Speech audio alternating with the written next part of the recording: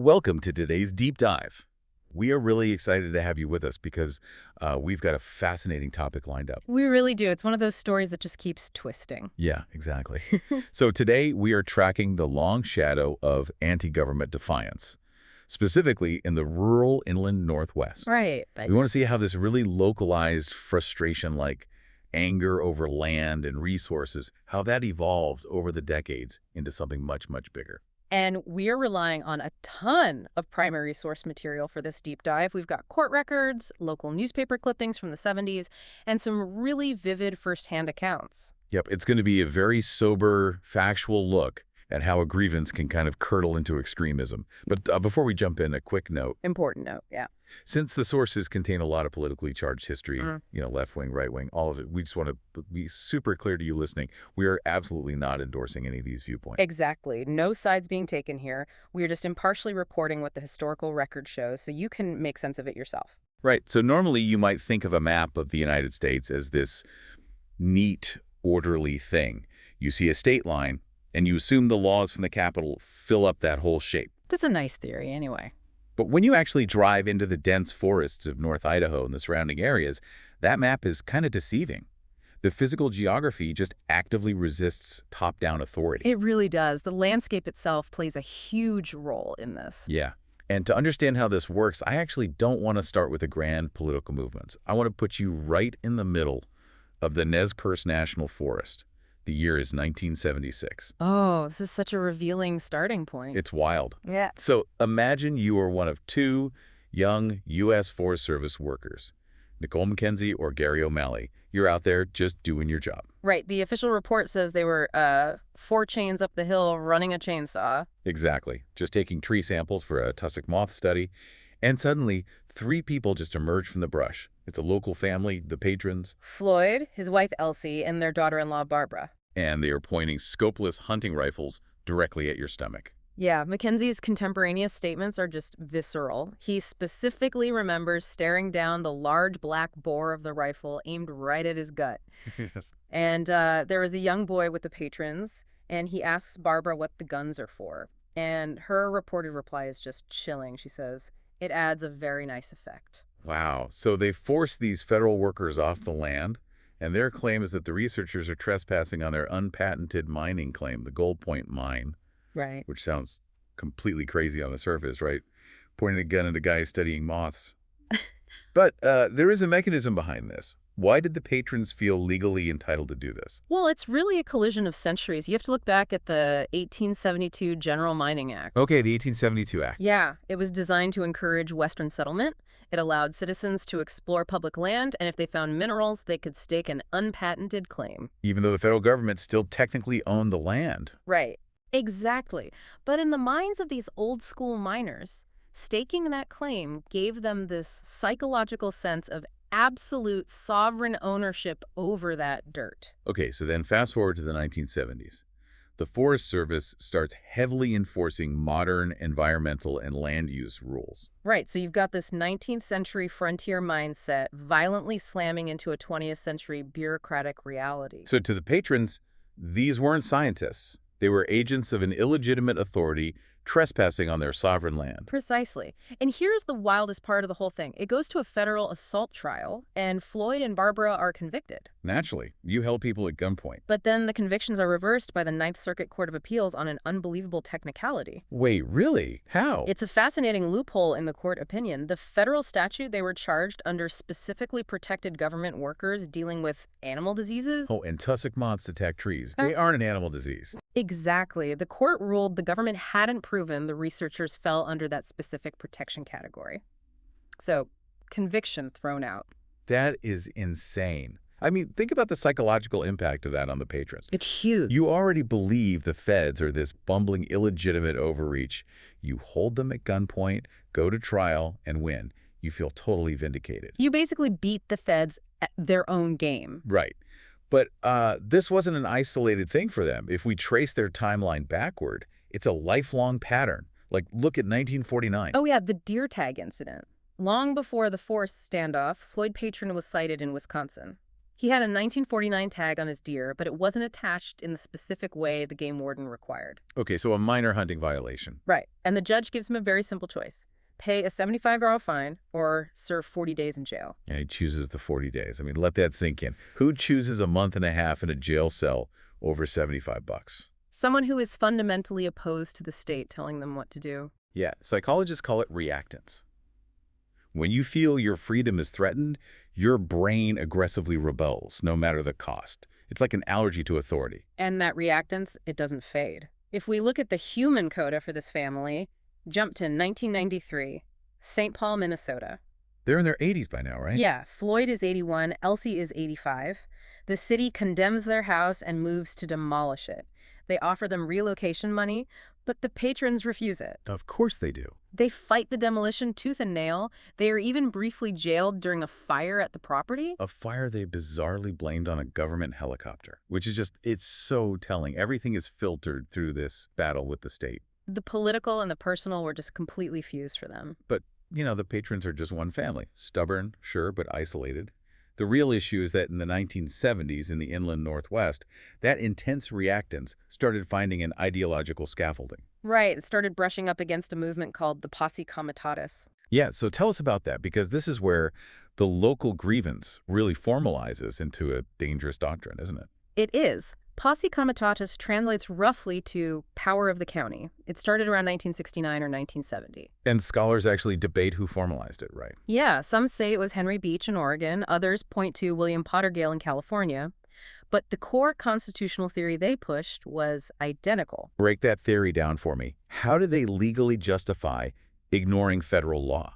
Well, they had this highly creative, completely legally rejected interpretation of the Constitution. They believed the county sheriff was the only legitimate, highest legal authority in the country. Oh, wow. So no federal jurisdiction at all. None. To them, the Federal Reserve, income taxes, federal land management, all unconstitutional frauds. Therefore, citizens didn't have to obey federal agents. And they passed around these pamphlets, right? And they weren't just theoretical. They had explicitly violent instructions. Yeah, language about hanging government officials who violated their oaths. Which brings us back to Elsie Patron. In 1974, she's at a local meeting challenging mining and forest practices. And she literally reads from one of these Posse pamphlets. The one with the hanging language.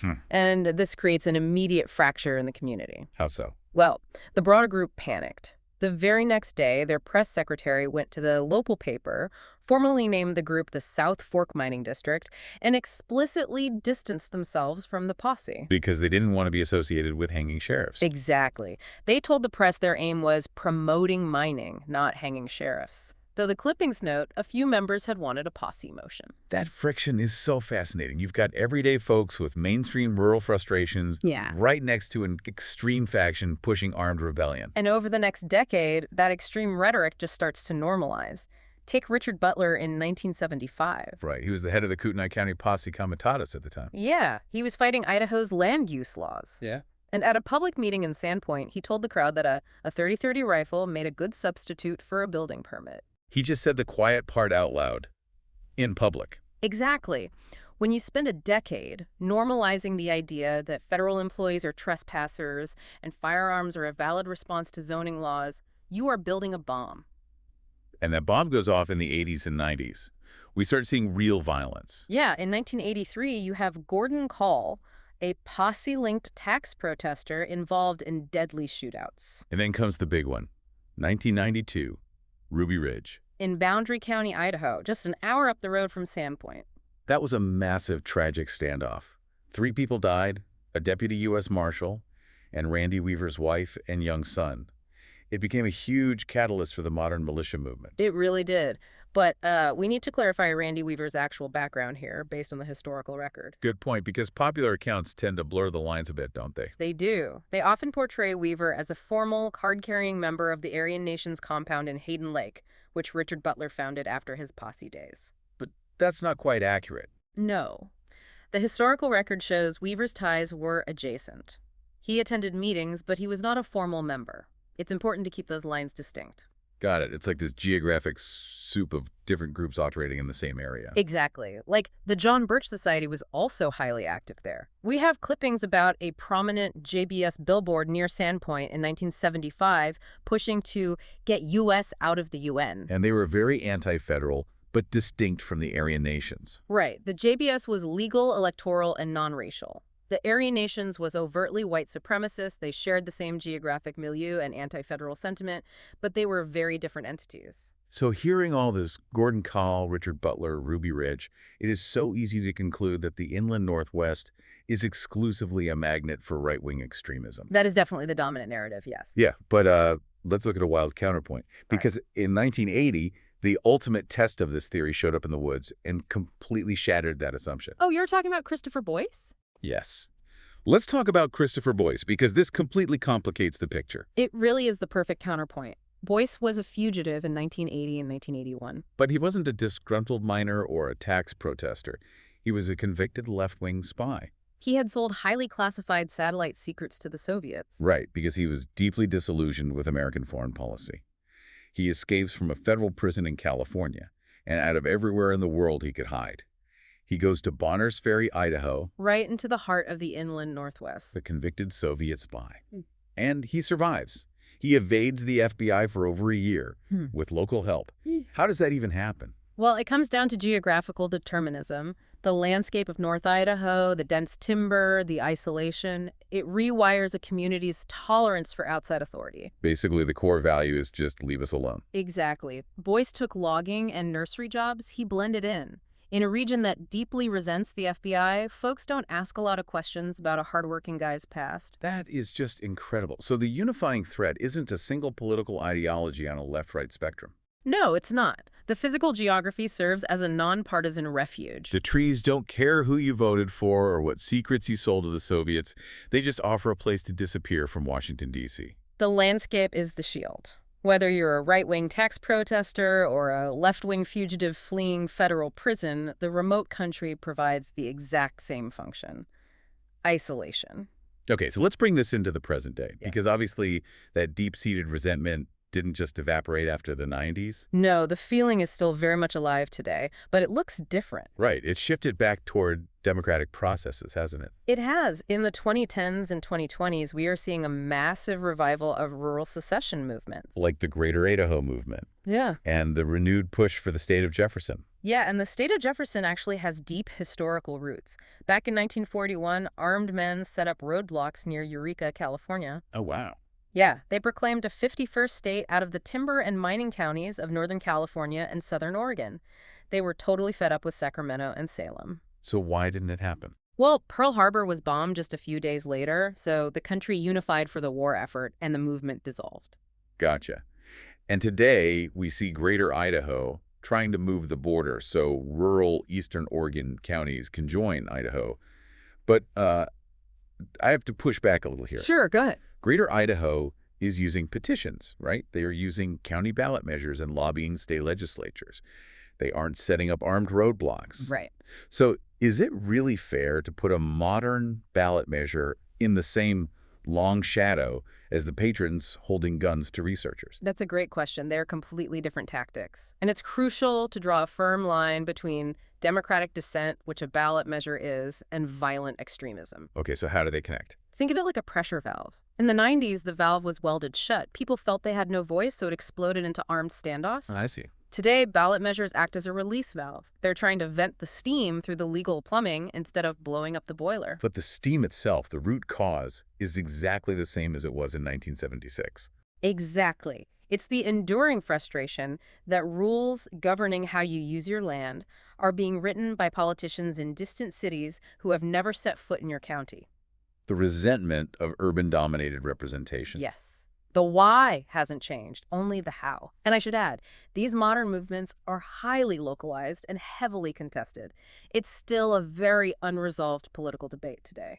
Right. Not everyone in these counties supports secession. It's complex. Very complex. Well, when you step back and look at the whole arc we've covered today, it's just staggering. I mean, we started with Floyd Patron choosing 40 days in a jail cell over a deer tag. Just to make a point about his freedom. Exactly. We saw how the Posse Comitatus built the ideological scaffolding for the tragic violence at Ruby Ridge. We looked at Christopher Boyce, proving the woods will hide a left-wing spy just as quickly as a right-wing protester. And we see those exact same echoes today, channeled into the ballot box. It leaves you with a really difficult reflection. It does. Where exactly is the line between a legitimate democratic grievance, like wanting local control over your representation, and anti-democratic extremism? That line is incredibly thin. It's not black and white at all. It's a spectrum that this region has been sliding back and forth across for nearly a century. And for all those decades, it was the physical remoteness of the inland Northwest that made this possible, right? The unmapped forests, the treacherous mountains. Yeah, you needed the geography to create the distance from the government. That isolation was required for these movements to incubate. But here's a final thought for you to chew on as we wrap up. As we move deeper into the 21st century, does anyone even need a remote cabin in the Idaho woods to find that isolation anymore? That's a terrifying question. Think about it. Has the internet entirely replaced those dense forests as the new ungovernable wilderness? A digital refuge. Exactly. And untethered from any physical map, completely anonymous. Is this exact same cycle of grievance and extremism incubating right now, but entirely online? Something to think about. Thanks for joining us on this deep dive, and we'll see you next time.